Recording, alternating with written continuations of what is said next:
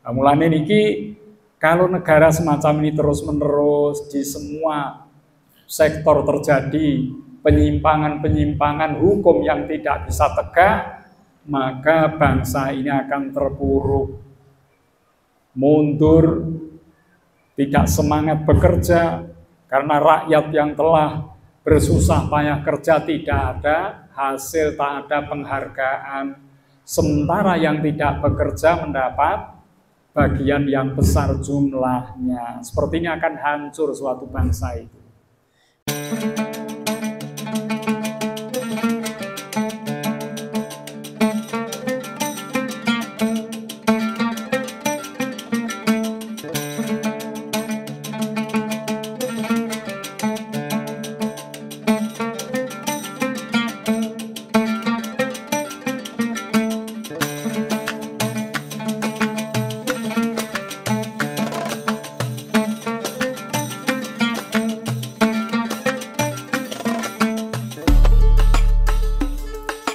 Assalamualaikum warahmatullahi wabarakatuh. Alhamdulillahi rabbil alamin. Wassalatu wassalamu ala ashrafil anbiya wal mursalin sayyidina wa habibina wa syafi'ina wa qurrati a'yunina wa maulana Muhammadin wa ala alihi wa sahbihi ajma'in. Rabbi shrah li sadri wa yassir li amri wahlul 'uqdatam min lisani yafqahu qawli bi rahmatika ya arhamar rahimin wala haula wala quwwata illa billahil aliyyil azim. Amma ba'du. Para bapak, para ibu, para sedherek sedaya rahimakumullah. Monggo kita tansah muji syukur wonten ngarsanipun Allah Subhanahu wa taala. Biqaulina alhamdulillah wa syukrulillah. Dene menapa kula lan panjenengan ngantos sonten menika tasih pinaringan sehat wal afiat, tasih dipun paringi rezeki ingkang barokah, iman Islam ingkang istiqomah, lan mugi-mugi napa ingkang kita lampahi sonten menika ndadosaken amal sae ingkang dipun tampi dening Allah Subhanahu wa taala. Shalawat salam kita tansah kunjuk wonten ngarsanipun Nabi kita Muhammad sallallahu alaihi wasallam, keluarginipun, para sahabatipun, mugi kita sedaya, keluarga kita, langkung-langkung tiyang sepuh kita wonten ing yaumil qiyamah saged pikantuk syafaatul uzma. Amin amin ya rabbal alamin. Para jamaah, monggo kita lajengaken ngaosipun sakmenika dumugi tasih Kitabul Qadha, bab yang menjelaskan tentang kehakiman. Yang terakhir disampaikan seseorang tidak boleh memutuskan perkara di saat dia sedang marah, karena orang yang marah itu akan menjadikan pikirannya kacau sehingga tidak memberikan keputusan yang adil. Dipun lajengaken menika nggih, wa an aliyin radhiyallahu an qala, dan dari sahabat Ali semoga Allah meridhoinya berkata, qala Rasulullah sallallahu alaihi wasallam, bersabda Rasulullah sallallahu alaihi wasallam, idza taqadha ilaika rajulani, jikalau ada dua orang minta untuk diputuskan perkara, dihakimi, fala taqdhi lil awwali, janganlah kamu memutuskan setelah mendengar orang pertama menyampaikan alasannya, ampun sepihak, hatta tasma'a kalamal akhari, sehingga engkau mendengar pula alasan-alasan yang disampaikan oleh yang lain. Jadi kalau ada dua orang berselisih, berperkara dan akan diputuskan perkaranya, ini dengarkanlah dua-duanya. Yang satu bilang apa, laporannya bagaimana, yang kedua bilang apa, melaporkan tentang hal apa. Harus keduanya didengarkan. Jangan sampai memutuskan perkara baru mendengar satu pihak saja, yang satu pihak lapor bahwasanya dia telah diperbuat secara dolim oleh orang lain, minta orang lain ditetapkan hukum kepadanya. Ini nggak boleh langsung diputuskan.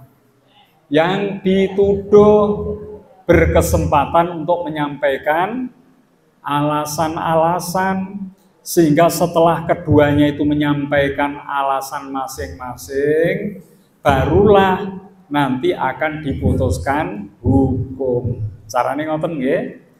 Fasaufa tadri kaifa taqdi, nek pun kali-kaliye paring alasan, ya, maka engkau akan bisa menetapkan hukum. Ya, cara menetapkan hukum akan dapat diketahui dengan mudah. Soalnya yang satu menyampaikan alasan, kita pertimbangkan. Yang satu menyampaikan pula, kita pertimbangkan, dua-duanya dipelajari, dianalisa. Mana di antara keduanya yang paling kuat kebenarannya. Jadi ini pun kali-kali yang paling keterangan, pasal fata dari kaifatakdi. Semoga engkau pun akan mengetahui bagaimana untuk memutuskan perkara. Lah niki nggih, walaupun yang berperkara itu satu tetangga kita, lainnya orang asing, tetap kita harus mendengarkan laporan dari keduanya supaya bisa mengambil keputusan yang benar, tidak berat sebelah. Dan itu harus benar-benar dipelajari, diamati, dianalisa, sehingga tidak salah dalam memberi keputusan. Andai kata sudah dianalisis dan salah, bagaimana? Niku kalau nginani pun diterangke, nek wonten hakim beristihad, lalu istihadnya salah, dia tetap mendapat satu pahala. Kalau hakim beristihad, ternyata istihadnya salah, ya, benar, ini sing nomor kali benar ya. Yang pertama tadi salah, dapat satu pahala. Nek benar, dia mendapat dua pahala. Pahala pertama karena istihad, pahala kedua karena kebenaran yang telah diputuskan. Terus niki nggih. Qala Aliyun, sak sampune mirengake kados niku dawuh saking Rasul, Ali menika berkata, Sayyidina Ali, famaziltu qadiyan ba'du, maka aku pun menjadi hakim pemutus perkara setelah itu. Jadi Sayyidina Ali niki tergolong sahabat yang adil dalam memutuskan perkara. Maka setelah dijelaskan semacam ini, Sayyidina Ali sudah terbiasa menentukan hukum secara adil. Maka setelah keterangan ini, Ali masih tetap memutuskan perkara. Rawahu Ahmad wa Abu Dawud wa Tirmidzi wa hasanahu. Diriwayatkan oleh Ahmad, Abu Dawud, Tirmidzi, dan dinyatakan hadis ini hasan. Hasan itu sae. Dados tingkatan sing sae malih sahih, ya. Tingkatan yang berikutnya hasan li dzatihi, ada hasan li ghairihi, ya. Setelah itu baru hadis dhaif, lemah, ya. Sakbar ini wonten malih mboten hadis diakokne hadis niku naminipun apa? Hadis maudhu alias palsu. Kula jenengan sampun ngantos nderek-nderek nyebarake hadis palsu. Soalnya Rasulullah dawuh ngeten, man kadzdzaba alayya muta'ammidan, barang siapa berbohong atas namaku dengan sengaja menyebarkan berita bohong bukan dari Rasul, fal yatabawa maq'adahu 'alan niran, maka tempat duduknya sangat pantas di dalam neraka. Itu ancamannya mengerikan. Maka jangan mencatut nama Nabi Muhammad SAW untuk menyampaikan hadis kalau memang itu bukan dari Rasul. Ngoten nggih? Wa qawahu Ibnul Madini, dikuatkan Ibnul Madini, wa sahhahu Ibnu Hibban, hadis ini disahihkan oleh Ibnu Hibban. Walahu syahidun, hadis niki wonten syahid, wonten penguwate malih indal Hakim, menurut Imam Hakim, min hadis Ibnu Abbas, dari hadis Ibnu Abbas. Jadi hadis niki sahih. Terakhirnya sahih menurut Ibnu Hibban. Wa an Ummi Salamah radhiyallahu anha qalam, dari Ummi Salamah semoga Allah meridhoinya berkata, qala Rasulullah sallallahu alaihi wasallam, bersabdalah Rasulullah sallallahu alaihi wasallam, innakum tahtasimuna ilayya, sesungguhnya engkau sekalian tahtasimuna, ya, perdebatan yang menyebabkan perlu dirukunkan untuk diputuskan hukum ilayya kepada kami. Jadi niki banyak orang itu mengadu untuk diputuskan hukum karena perselisihan kepada Rasulullah SAW. Wala'alla ba'dakum ayyakuna alhana bihujjatihi min ba'din. Boleh jadi sebagian di antara kamu itu lebih pinter berhujjah, beralasan daripada yang lain. Soalnya tenggene hukum pengadilan, kadang-kadang wong niku salah tapi pinter anggenipun membela diri. Wis keterangan-keterangan bohong disampaikan, bukti-bukti palsu disampaikan. Mergo pede pinter tiyang niki. Tapi wong sing bener kadang-kadang mboten saged ngomong, tidak punya bukti. Nah, kadang bisa terjadi seperti itu. Maka ini kalau ada kasus keputusan hukum yang dihadapkan kepada Rasul, terkadang ada orang yang pandai, ya, berdebat, membela diri, padahal sebetulnya dia itu salah. Sehingga yang lain ini menjadi kalah pinter berdebat. Fa'aqdiyalahu ala nahwi ma asma'u minhu, maka aku akan putuskan kepadanya seperti apa yang aku dengar darinya. Jadi hakim itu akan memutuskan perkara berdasarkan yang didengar. Yuk, pinter ngomong, pinter alasan, bukti-bukti kayaknya juga kuat. Yang satu kelihatannya tidak pandai membela diri, pun tak ada bukti. Terkadang yang salah dibela, dibenarkan. Terkadang yang benar dipersalahkan. Masalah yang mboten saged napa niki memberikan hujah alasan.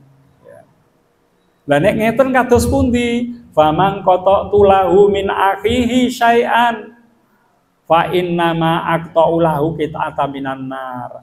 Barang siapa qata'tu lahu min akhihi, dia itu diberikan suatu keputusan dari haknya saudaranya, mestinya dia itu bersalah, saudaranya inilah yang tidak bersalah, tapi diputuskan dia tidak bersalah, masalahnya pinter ngomong. Kalau itu terjadi, fa innama aqta'u lahu qit'atan minan nar, maka keputusan dari Rasulullah itu bisa jadi menyebabkan bara api dari neraka. Soalnya wong iki mau salah, mbur pekarane pinter ngomong saja sehingga dia menjadi benar. Iku kathah sing ngoten niku.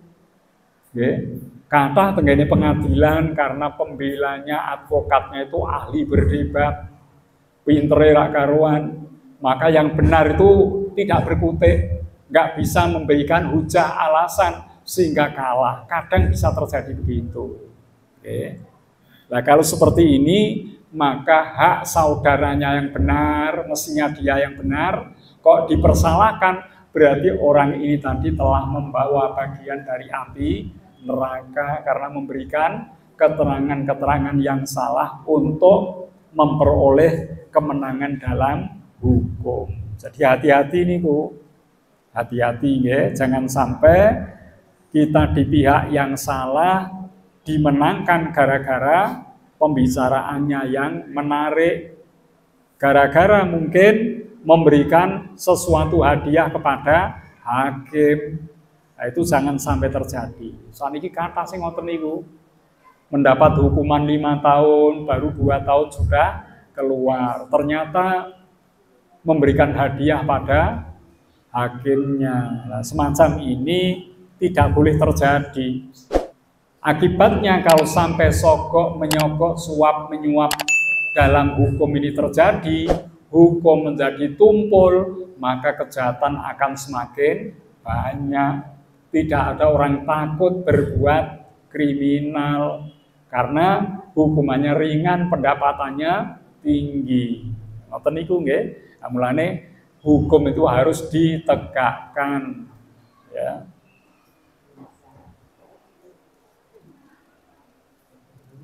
Selajengipun wa an Jabir radhiyallahu an qala, dari sahabat Jabir semoga Allah meridhoinya, berkata, sami'tu, aku mendengar Rasulullah sallallahu alaihi wasallam yaqul, Rasulullah sallallahu alaihi wasallam bersabda. Sabdanya bagaimana? Kaifa tuqaddasu ummatun, bagaimana umat itu menjadi mulia, menjadi suci, menjadi terhormat. La yukhadu min sadidihim li dhaifihim. Orang yang lemah tidak bisa mendapatkan haknya dari orang yang kuat. Niki. Hukum kalau tidak adil, umat tidak akan mulia, tidak akan terhormat. Bagaimana cirinya hukum tidak adil? Orang yang lemah, orang yang tidak bersalah, dia tidak mendapatkan haknya dari orang-orang yang sedang berkuasa. Lah niki nek ana wong sing kuwasa, pejabat, ya, melakukan napa niki kesalahan besar, mudah dimaafkan, hukum tidak diterapkan. Okay. Kalau rakyat biasa berbuat sedikit kesalahan, hukum diperberat. Ngeten iki menunjukkan umat tidak akan mendapat kemuliaan. Dimanapun negara, kalau tidak menjunjung tinggi keadilan, pasti akan terjadi bangsanya terpuruk, ya, mundur, tidak bisa mulia, tidak bisa sejajar kemajuannya dengan bangsa yang lain. Nah, ternyata di negara kita banyak kasus seperti ini. Korupsinya itu miliaran, triliunan, tapi mau dihukumi napa niki? Dimiskinkan, mau dihukum mati, ternyata itu ditolak. Nggak boleh dimiskinkan, tidak boleh dihukum mati, cukup ya denda dibayar. Lu dendane kali hasil korupsine langkung kata hasil korupsi sak gati niku. Mulane niki kalau negara semacam ini terus-menerus di semua sektor terjadi penyimpangan-penyimpangan hukum yang tidak bisa tegak, maka bangsa ini akan terpuruk, mundur, tidak semangat bekerja, karena rakyat yang telah bersusah payah kerja tidak ada hasil, tak ada penghargaan. Sementara yang tidak bekerja mendapat bagian yang besar jumlahnya. Sepertinya akan hancur suatu bangsa itu. Mila niki bangsa tidak akan menjadi mulia terhormat kalau orang-orang yang lemah itu tidak mendapatkan haknya dari orang-orang yang kuat, orang-orang yang punya jabatan. Rawahu Ibnu Hibban, diriwayatkan Ibnu Hibban, walahu syahidun, ya, dia juga punya syahid penguat. Hadis ini mboten sendirian, ada hadis lain yang semakna dengan hadis ini. Dari siapa? Min hadisi Buraidah indal Bazzar, menurut hadis dari Buraidah menurut Bazzar, wa akharu dan yang lain min hadisi Abi Sa'idin inda Ibni Majah, dari hadis Abi Sa'id dari Ibnu Majah. Lan iki dados sahite penguate hadis niki wonten kalih dipun serat teng mriki. Dados niku bangsa kita perlu kembali lagi mengevaluasi sejauh mana penegakan hukum di negeri ini telah dipraktekkan, dilakukan. Seandainya rakyat-rakyat kecil ini mendapatkan hukum yang adil, hak mereka pun diberikan, dipenuhi. Yang pejabat penguasa jika berbuat zalim pun mendapat hukuman yang setimpal, maka bangsa ini akan menjadi bangsa yang bermartabat tinggi, mulia, dihormati oleh bangsa lain. Ngoten nggih. Tambah setunggal napa kalih niku pendek-pendek. Wa an Aisyah radhiyallahu anha qalat, dari Aisyah semoga Allah meridhoinya berkata, sami'tu Rasulullah sallallahu alaihi wasallam yaqul, aku mendengar Rasulullah sallallahu alaihi wasallam bersabda, yud'a bil qadhi al-adil yaumal qiyamati. Yud'a diundang, dihadirkan, bil qadhil adili, hakim yang adil, yaumal qiyamati ing dalem dina kiamat. Hakim-hakim sing adil mutuskan perkara dengan benar, besok mben niku dipun undang, dikumpulke khusus pada hari kiamat. Fayalqa min syiddatil hisabi ma yatamanna annahu lam yakdi baina isnaini fi umrihi. Fayalqa, dia dihadapkan, min syiddatil hisabi, dengan hisab yang rumit, yang dahsyat. Jadi hakim besok itu dihisab-hisabi mboten gampil. Mutuske perkara ini apakah dia telah memutuskan dengan adil atau belum. Kalau belum, ada masalah di sini, diminta pertanggungjawaban. Maka kalau hakim ini memutuskan perkara berulang kali, dia akan mendapatkan pengadilannya di akhirat nanti berulang kali. Ya. Dan itu sangat memberatkan hisab yang semacam ini. Maya tamanna, tidak pernah dia berangan-angan annahu lam yakdhi baina isnaini fi umrihi. Nek ngerti yang ngono, ora kepengin dadi hakim niku. Mboten duwe angen-angen pengen dados hakim nek hisabe teng mriku benjang ben rumit, berat.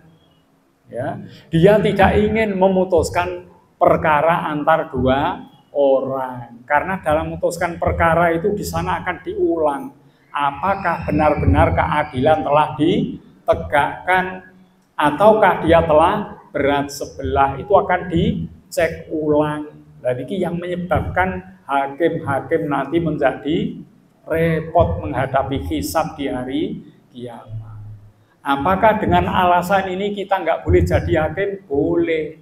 Tapi pesan ini mengandung maksud hati-hatilah menjadi hakim, karena tanggung jawabnya sampai di hari akhir. Niku. Terus ini berat nih. Walaupun hakim itu adil, ternyata di sana akan dikorek kembali bagaimana dia memutuskan perkara itu. Jadi hakim yang adil aja seperti ini. Napa malih hakim sing mboten adil. Mulane hakim niku mboten angsal diparingi hadiah. Memberikan hadiah pada hakim dilarang. Ini Pak Prabowo telah mengusulkan supaya hakim-hakim ini dinaikkan gajinya, karena ada hakim yang melakukan napa niki istilahnya kecurangan, ya, ada suap menyuap karena merasa kurang pendapatannya barangkali, tapi hakim itu pun angsal tunjangan yang tinggi. Tunjangan hakim sampai 56 juta tunjangannya. Nek gajine ya normal 4 juta, 6 juta ngoten niku. Tunjangane sing ra karuan nggih. Ngoten mawon tasih wonten ingkang boten pakem, ya. Sebetulnya tidak perlu dinaikkan gaji. Soalnya cukup nggih. Ya, sekarang sarjana hukum tuh banyak. Nek ono hakim sing curang copot mawon ganti yang lain. Ngoten mawon usah dituruti gajine ngoten tasih wonten ingkang suap menyuap nggih. Walaupun tunjangan sudah tinggi, 60 juta sudah cukup dan lebih-lebih itu ya. Itu masih ada yang suap menyuap, jual beli hukum itu sudah lazim di kalangan para hakim. Niki sak umur-umur piyambake nek ngertos benjang ben berat niki mboten kersa dados hakim ya. Jadi ini warning, peringatan supaya para hakim itu hati-hati dalam memutuskan perkara, jangan berat sebelah ya. Jangan berlaku curang ya. Rawahu Ibnu Hibban wa akhrajahul Baihaqi, diriwayatkan Ibnu Hibban, dikeluarkan oleh Imam Baihaqi. Walafdhu fi tamrotin. Ini hadis yang nomor 1212. Mun niki mawon nggih jiro lu papa. Oh sekawan bijamben nggih. Niki satu bab munan mengke bab tasih kitab hakim al-qadha menika babus syahadah, saksi mengke nggih. Tapi niki tasih setunggal pertemuan malih. Kados pun cekap niki sampun jam gangsal, selajengipun pertanyaan-pertanyaan. Saged tanya jawab bab niki utawi sanesipun monggo. Assalamualaikum warahmatullahi wabarakatuh. Waalaikumsalam warahmatullahi wabarakatuh. Seseorang yang bersalah dihukum dengan hukuman penjara itu sudah ditebus hukumannya, nanti di akhirat tidak akan dihisab.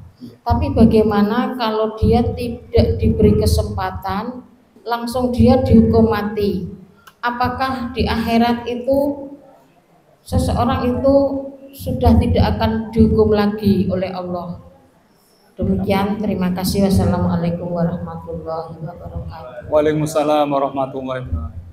Jika seseorang berbuat kejahatan lalu ditetapkan hukum, mendapat hukuman misalnya penjara 5 tahun, sudah dilakukan penjara itu, sudah lulus, apakah dia nanti masih dipertanyakan tentang perbuatan dosanya? Sudah tidak dipertanyakan jika hukum ini memang sudah adil. Soalnya ono hukum sing mboten adil wonten. Karena hukum kita kan warisan dari Belanda. Ngoten niku miturut Gusti Allah mun adil dereng. Nek dereng adil teng mriko tasih wonten hukuman malih. Tapi nek memang hukum seperti itu sudah sebanding dengan perbuatannya, menurut Allah pun sudah sesuai, maka tidak lagi dituntut. Apakah orang yang dihukum mati karena nggak punya kesempatan untuk memperbaiki diri, wis mati, ini apakah di sana nanti masih dipersoalkan? Hukuman mati itu tertentu, diantaranya orang yang membunuh nyawa seseorang dengan sengaja, maka hukumannya adalah kisos. Kisos itu diganti dihukum mati. Lah niki kados pundi, kisos itu sudah sebanding dengan nyawa yang dihilangkan. Jadi sadurunge tobat sik, ya Allah, kula nglampahi dosa, mateni wong, memang kula salah, kula nyuwun ngapunten panjenengan Gusti, walaupun dia mendapat hukuman mati, dia sudah impas dengan perbuatannya. Perempuan yang berzina tapi zina muhsan, niki nggih dihukum mati. Istilahnya dirajam dengan batu sampai meninggal. Lah nek pun pecah kados pundi, dia tidak lagi mendapat beban dosa. Mboten angsal dosa. Karena perbuatannya sudah sebanding dengan hukuman yang diberikan kepadanya. Nah sekarang hukum di negeri kita, apakah sudah sejalan dengan hukum Islam atau belum? Niki kula panjenengan boten saged nganalisa. niku mangke Gusti Allah ingkang badhe napa istilahnya menyesuaikan apakah ini sudah setara atau belum. Kalau belum setara ya tentunya akan diberi hukuman tambahan. Contohnya orang yang membunuh orang lain itu mestinya kisos, tapi hukum kita hanya dihukum 8 tahun, 10 tahun. Ngoten iku nggih kirang pas. Lah mungkin tasih wonten hukuman yang ya, disempurnakan di sana. Ya. Monggo wonten malih sanesipun putra-putrine ingkang kuliah jurusan hukum, ya. Kan kathah niku nggih panjenengan kudu napa meling niki.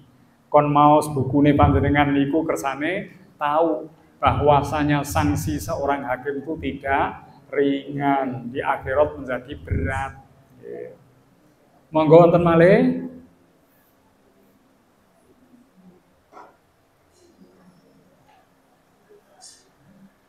Sampun boten wonten Pak Bowo.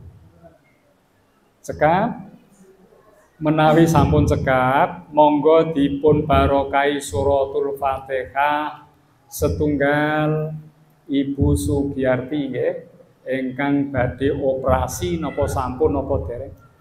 Sampun operasi, mugi-mugi enggal saras. Soale kula tenggo kabare kok teng WA mboten wonten.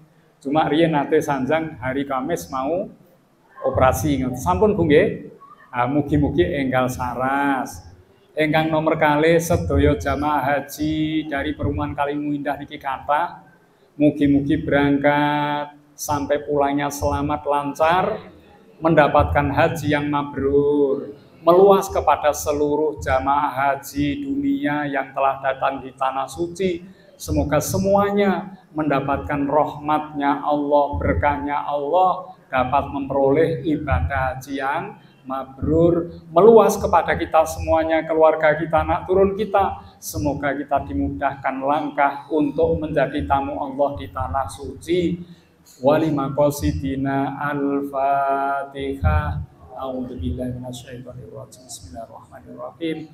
Alhamdulillahirabbil alamin arrahmanirrahim maliki yaumiddin.